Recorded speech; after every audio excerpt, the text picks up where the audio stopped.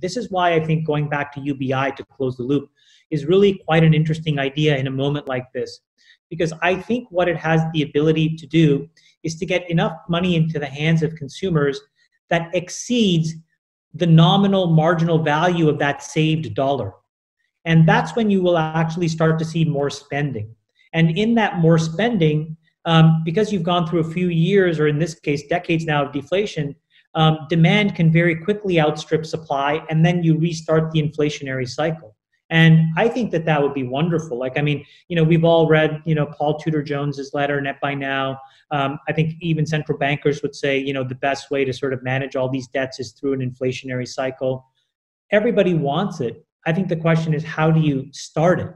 And I think that knowing that there's so much money supply there, the only way to sort of drive the velocity of money, in my opinion, is to get money in the hands of consumers and let them spend our way out of this, where the incremental saved dollar is not worth it.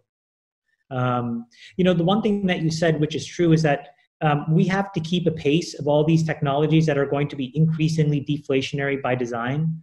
So, one of the things that I think we also have to do is have to have a government regime that's willing to spend money. Now, the good news is both the Democrats and the Republicans have torn this Band-Aid off of this kind of, modern monetary theory approach of like, let's just spend. And print. And I think that that's reasonable if you direct that capital into really meaningful sinks that slow the deflationary super cycle down. So, for example, on the one hand, where you're going to see the advent of AI that could theoretically reduce the earnings power of people, on the other side, I think we need to make it a national priority to fly to Mars, not because we should, but because we could.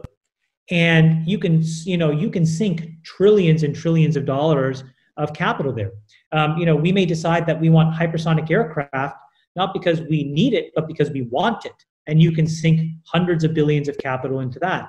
And so there needs to be this reimagining of how the infrastructure of the world should look and should work, and reimagining ourselves not just as people that live on the earth, but also in other planets. And while it seems crazy, the reason is because it can consume all of this capital in a way that's productive, in a way that doesn't necessarily just create a downstream asset bubble, because that has to deflate and then it will eventually reinflate. And all of that destruction will further segment society in ways that sort of make